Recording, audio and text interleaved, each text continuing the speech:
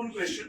કે મેડમે જે કહ્યું પ્રમાણે કે સર્ટેન એજ ગ્રુપમાં એડોલેસન્ટ્સમાં અને કિડ્સમાં તો વેક્સિનેશન પ્રોગ્રામ ચાલે જ છે, પણ like people about 40 years old કે જેના ટાઈમમાં સમય કદાચ ઓછું હતું, વેક્સિનેશનનું એટલી અવેરનેસ નથી, તો એ ટાઈપના પીપલ છે જે 40 થી 50 વર્ષ ઉપરના, can they take the hepatitis A and B vaccine now? Yes એમને લેવી જ જોઈએ. બેઝિકલી કેવું છે કે A અને B જેની વેક્સિન અવેલેબલ છે they should take provided they are negative for hepatitis B.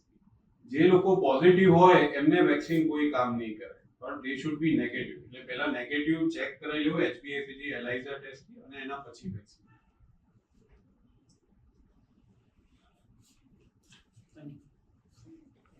Thank you once again. Thank you all. Thank you all.